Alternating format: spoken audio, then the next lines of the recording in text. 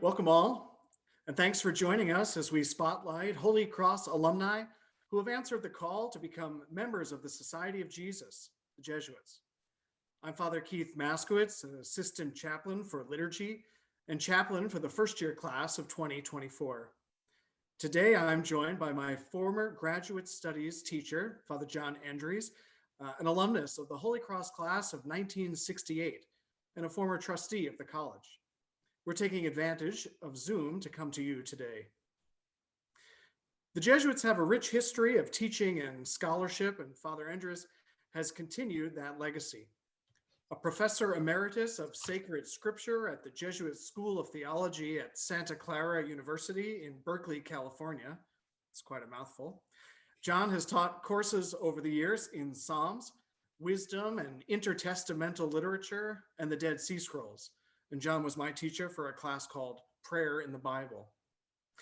He has published numerous articles and several books, including A Retreat with the Psalms, Resources for Personal and Communal Prayer, which he co-authored. Before the pandemic, John also led study tours and pilgrimages for his students to places like Turkey and Israel. He holds graduate degrees from the Weston Jesuit School of Theology and Vanderbilt University. John, thanks for being here. It's great to see you. Great to be here with you. Thank you. Bill Burrows wanted me to say hello. Great. Pass it back. I will. Yeah. John, I moved out of California in 2018 now. How are things there? How have you guys fared in the pandemic? I know Santa Clara, Contra County, the county there, Contra Costa County and the Bay Area has been pretty rough. So how have you fared? Well, it's still, I don't know what the numbers are. They've been coming down. But I think what we've dealt with here is that the local counties have had very strict regulations.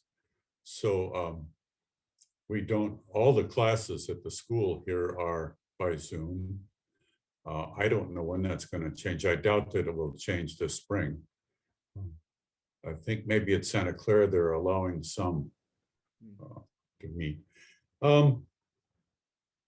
They're just now beginning to allow us to go a few places, but asking us to be still really maintain social distance, maintain your interactions basically with your own bubble. And for us here, that's about 10 Jesuits. We're one of the bubbles in the bigger community. So I think I got a haircut recently, but that's one of the biggest moves yet. So the University of California, Berkeley, right next door, is still, I think, completely on Zoom. So this is, it's pretty serious still. Yes. And now we're getting vaccinations. In fact, two of us go to San Francisco this afternoon to get our second shot. So. Oh, that's great. Yeah. I hope you have someone to look after you. They say the second shot's a bit of a doozy. Well, we hope we have people to look there. There are 5 of us here, and 2 of the 5 are getting it. So we also heard that some people didn't have a tough time afterwards. We're hoping for that. Yeah. But we live in hope. Yeah, we have to. That's supposed to be the end of this interview. That's right. Okay. How has it been since retirement? So you haven't been teaching as much, I imagine, but you're still probably helping with theses and dissertations and things like that? Right now I'm working on a couple of dissertations, mostly things for the Graduate Theological Union. For the first 2 years of retirement, I taught 1 course per semester, and that was by desire. So last year, I taught a course in the spring semester in Rome at the Pontifical Biblical Institute. And in the fall semester, I taught here, of course, on Psalms. So it's a lighter load, but the thing I have is a lot of unfinished writing commitments. So that's what I was doing this morning after I knew I was ready for this. That's great. Well, John, a lot of what we've talked about with other Jesuits in this series is kind of their connection, of course, to Holy Cross. And so I wonder, I know you're from the West Coast, from the Northwest. How did Holy Cross get on your radar at all? I mean, in your time in the 60s, it would be very rare for someone to make that kind of cross-country leap. Well, in high school year 63, 64, lots of interesting things were happening. And an awful lot of it, in my mind, had to do with Boston. Cardinal Cushing, Father Drinan was the dean of the law school at BC at the time. We had heard tapes of his because some of us in high school were doing a little bit of work canvassing in our city for an election for fair housing. And so I got sort of fascinated with Boston. So I actually wanted to go to Boston College. But there was a guy in the year ahead of me at Bellarmine Prep in Tacoma who'd gone to Holy Cross. And he came home for Christmas and came to visit our classes and just told us what a wonderful, wonderful place it was and that I should apply there. And I'm very glad I did because in the spring of 64, I had the opportunity to go to the East Coast for the first time for a speech tournament in Washington, DC. And then I took a Greyhound bus to Boston and went and had an interview at Boston College. And when the interview was over, the first thing I asked was how to get to Worcester. There's a long story there, which won't be shared today.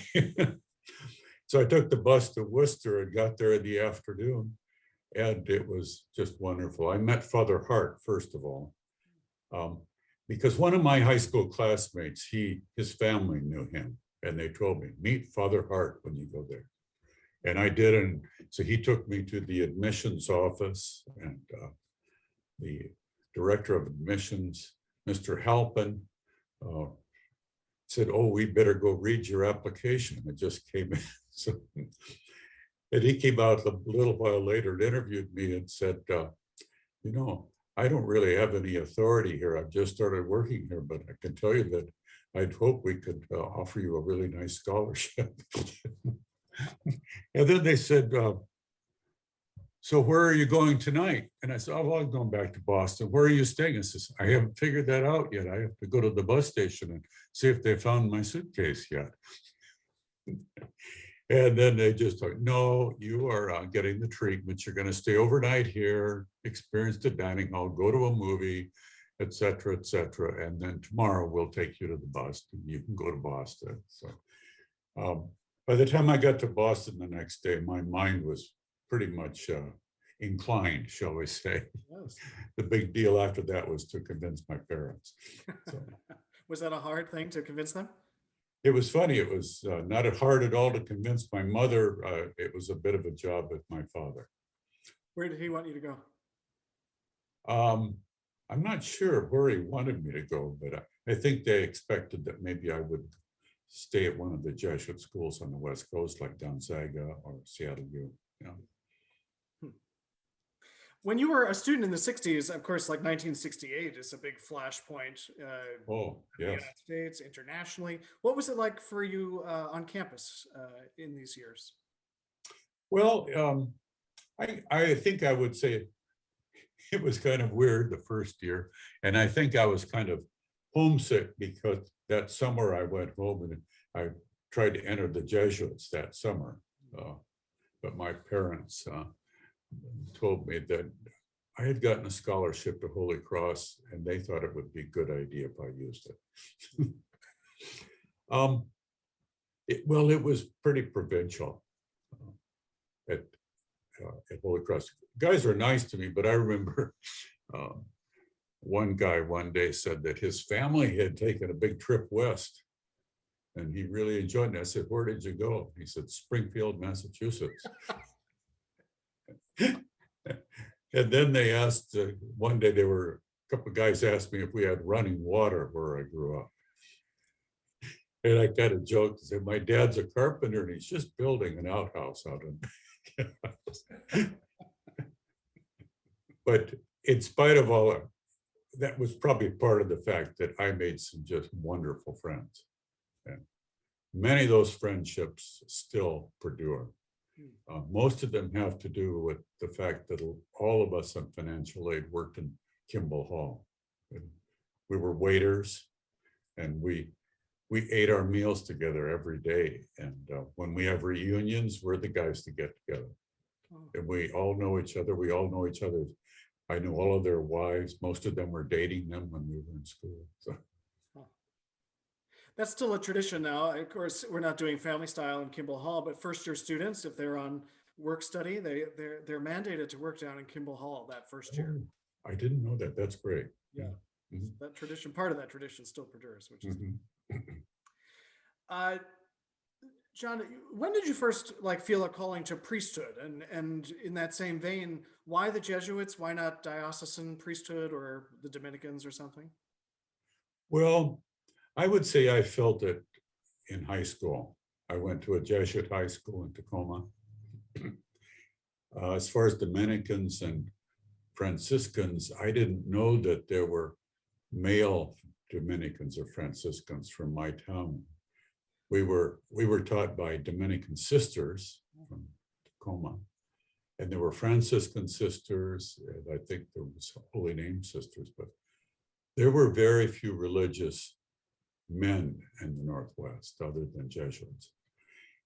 I would say the next thing is my parents were married. I was baptized in the Jesuit parish in Tacoma. Now we moved out of there and we went to grade school in another parish, a really good parish, but I'd have to say we always knew that the Jesuit parishes where we felt at home. They were the most homey too. In the 1960s, it wasn't real normal to go to church and walk out after Mass and have the priest standing on the sidewalk talking to you. But every Mass at St. Leo's parish, the Jesuit parish, all of the Jesuits in the community were standing out there talking. And that was kind of attractive.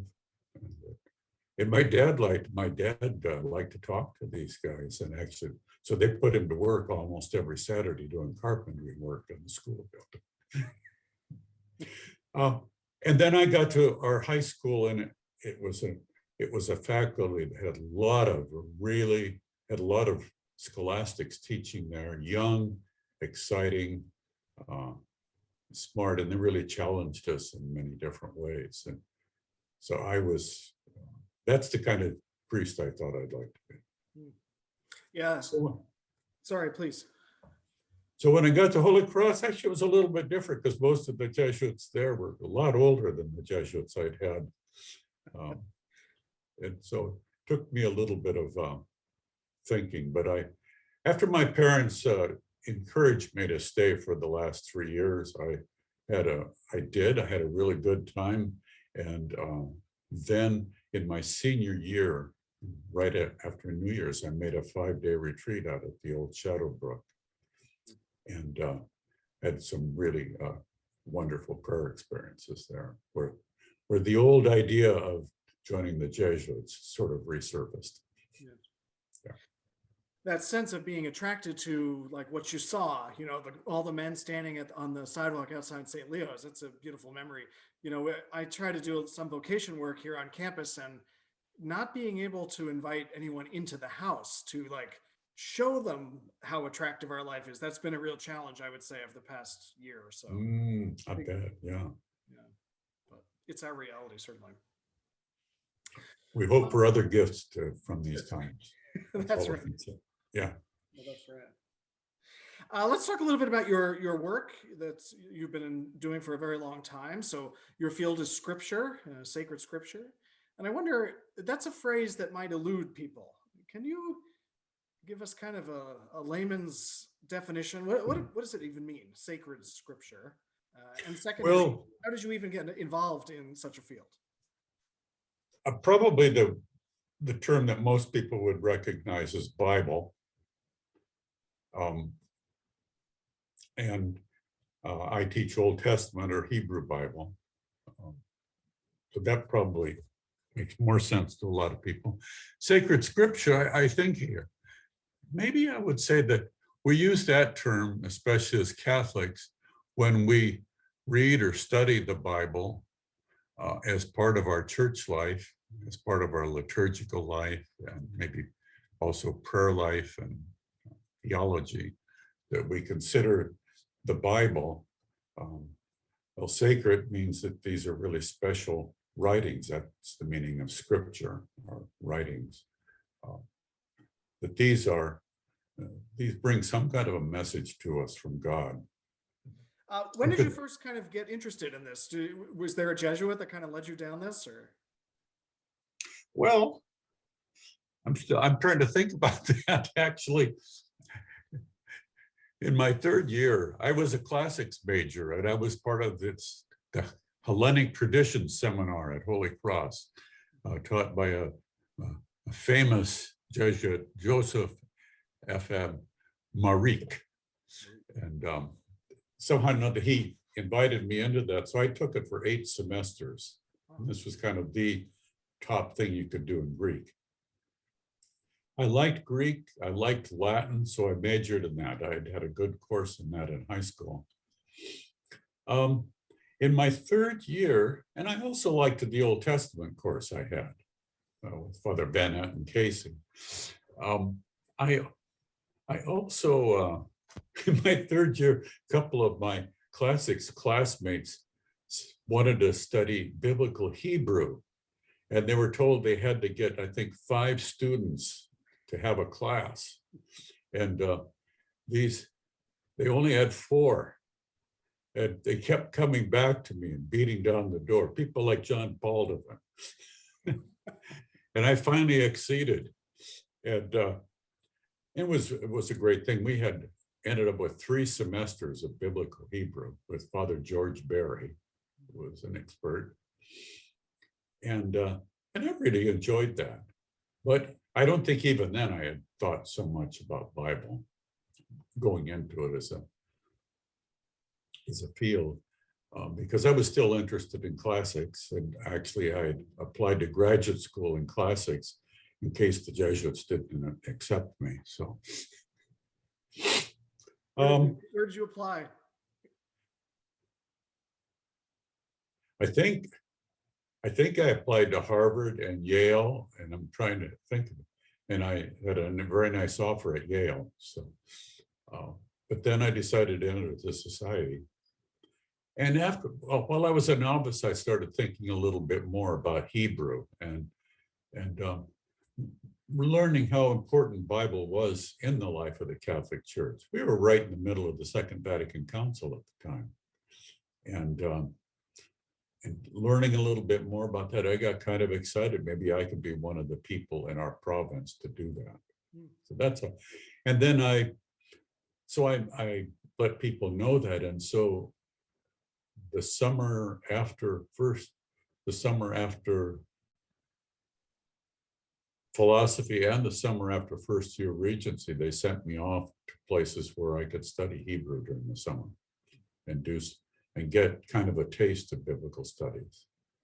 And then I think they still weren't sure. So they said, well, we think we'll send you to Jerusalem for a year's worth of study, really find out.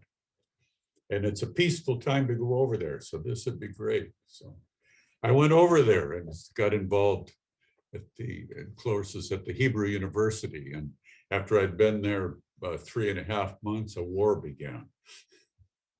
The Yom Kippur War.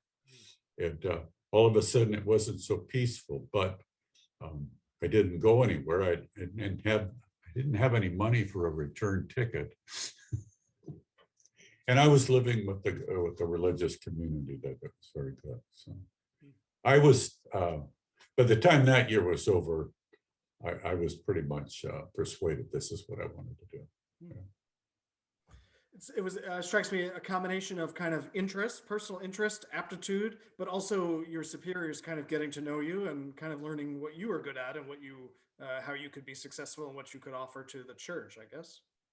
I think it was that. And actually the 2 Jesuits that really pushed me to go to Jerusalem were the 2 Jesuits that really wanted me to get a doctorate in classics and follow them. But it was I still remember it was when I told him what I wanted to do, it was, I thought, a remarkable act of selflessness Hmm.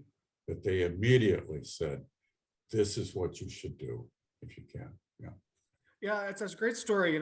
I'm often, if faculty ask me, I'll say something to the effect of the best way you can mentor our students is to give them freedom.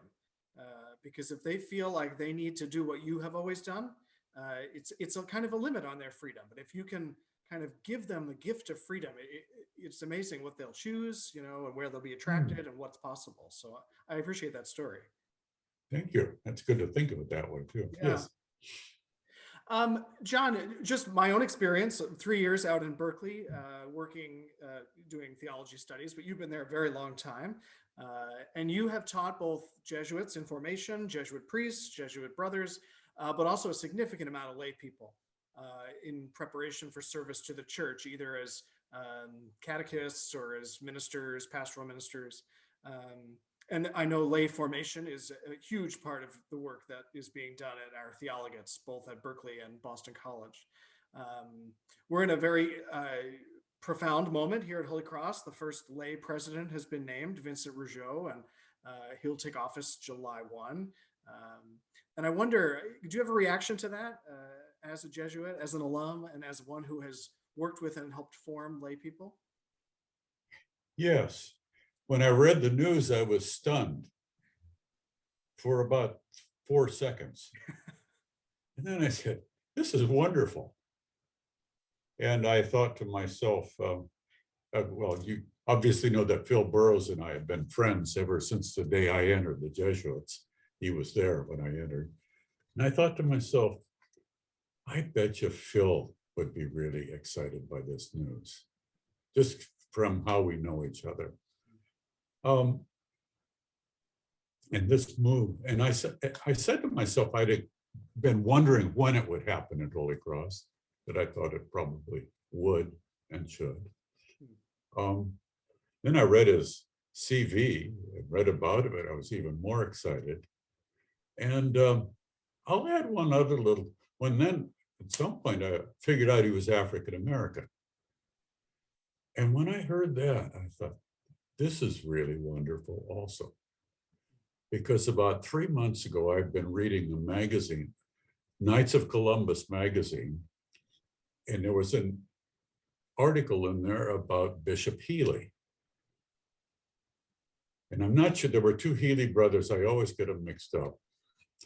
But one of them was the first valedictorian at Holy Cross. And probably most people didn't know that he was African American, that his father was African. But we now know that. And I said to myself, this is really appropriate for Holy Cross. In a sense, we've come full circle. And I think it's promises to be a really exciting time in the life of the college. Yes, it does. Yeah. John, this episode is going to debut on YouTube on Good Friday. And the church, of course, it'll be preparing to enter the season of Easter. And that's really, of course, as you said before, a season of hope. But the past year, and I've asked this question of everyone that I've been interviewing, that the past year, and we're coming up basically at the time of we're doing this interview, 1 year since a lot of college campuses closed down and we sent everyone home. And it's been a very difficult year for the nation, for our campus, for your campus. And I wonder, where are the sources of hope? How do you find hope in these troubling times?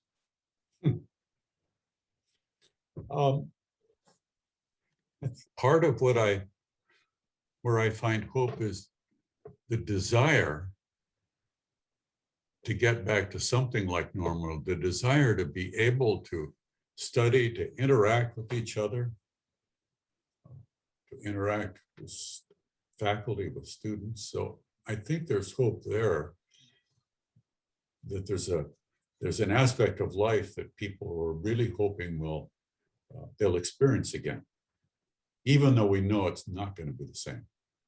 It isn't. I was kind of thinking back about Easters in the past. one Easter, I think it was my junior year, several of us went to DC. And I went and stayed with the family of one of my high school classmates, and he was at Yale. We both went there. His father was an Army colonel, military judge. And we went there especially so we could attend the Easter anti-Vietnam demonstrations at the Washington Monument, which was amazing and peaceful and hopeful. Another time, I guess, one year when I was in Jerusalem, I was asked by an Arab Catholic who worked at the Jesuit Biblical House. I was asked if, and he was an older man, he asked if I would join their Catholic Palestinian parish in the old city on this, as they did the Way of the Cross. I thought, this is a real honor. And I did.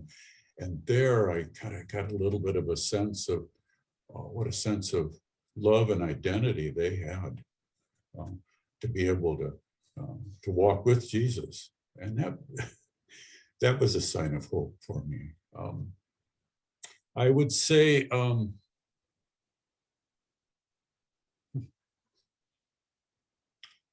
I've been thinking about what are some of the little things that are hope-filled. I've been thinking a lot about the wearing of masks, not as a political thing to toss around, but the wearing of masks is a sign of offering up some of my own freedom and desire to help protect other people. And that's where I've been kind of working on it. What we're doing is to be protective of others, to help them live a stronger life. When I was at the Biblicum last spring, we didn't leave the building there for about 8 weeks. Luckily, there was a yard that we could walk around in. But I always realized that everything that was going on there was to protect the other Jesuits who lived there, protect the students, although everything went online the day after we went lockdown. So I think, we think so much about Jesus' death being for us, to be to be salvation for us. Yes. And part of the salvation for all of us is to help other people live life to the full and to continue to live. There are many little ways we can do it. Yes, God working our salvation with and for us, right? Yeah. No, that's right. I'll add a little thing to that. I wrote a little reflection for Holy Saturday this year for ours. And by the way, I really like the one that's come out from Holy Cross. I've been reading it every day. Oh, the Return to Me series, yeah. Yes, it's wonderful. But I did a little thing on Holy Saturday on the Eastern way of the kind of iconography of the resurrection, where Jesus is coming up from hell. We say in the Creed, the Apostles' Creed, he descended into hell. What did he do? For them, when he came out, he was pulling people out of Sheol. And maybe it was Adam and Eve as the first of all these people. For me, it's an icon that says that Jesus' resurrection really does something. It saves people. It brings them back to life. It's not just something I stare at. Yes, very powerful. John, it's great to see you. Thanks so much for joining me and spending time today, giving our alumni and friends a glimpse of what it is to be a Jesuit and an alumnus of Holy Cross to boot. I know the Society of Jesus has really benefited, of course, from your work and your presence, the many men who have come through Berkeley over the years, and I count myself lucky to have been there with you. So thanks again. Thank you. Would you let me say a few words about one of the other questions I prepared? Sure. If you can splice it in. Of course. Jesuit heroes. Oh, yes. So I'm probably taking too much time. Frank Hart is one of them, Father Hart. for the reasons that everybody knows. Father Bill Carroll was my teacher in a number of things. And he was kind of a polymath, a real Renaissance person. And that was an important thing for me. Father Joe LeBrun, a lot of people talked about him, but he really fostered my vocation.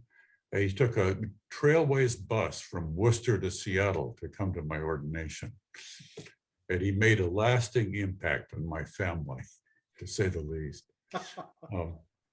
And then I think it had a lot to do with the fact that one of my nephews, when he was looking at colleges in the East, we thought he was going to go to Colgate. And then one day he announced, he says, I'm going to Holy Cross, which made all of us, and me especially, happy.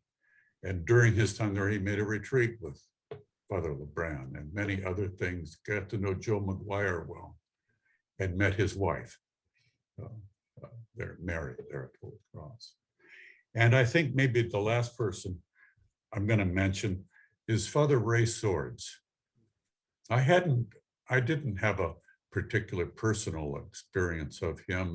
And sometimes we were frustrated with him. We thought he should move further. We wanted the school to go coeducational at that exact point. But I've been reading this booklet about the cemetery.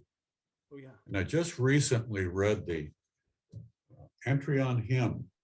And it's just, I was astounded to realize that he was the person who realized that the college needed to beef itself up, that we really needed to get academic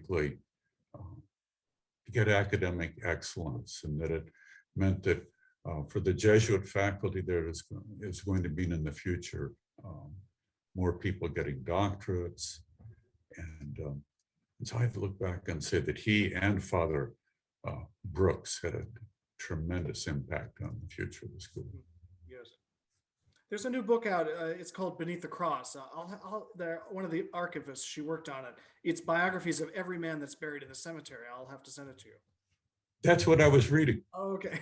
I don't know how I was wondering who sent it to me, but somebody did send it to me. So I've been enjoying it. Oh, send it to somebody else. I will. Well, Yeah. again, John, thanks so much for joining me. It's, again, great to have spent this time with you. And thanks to all of you for watching and tuning in.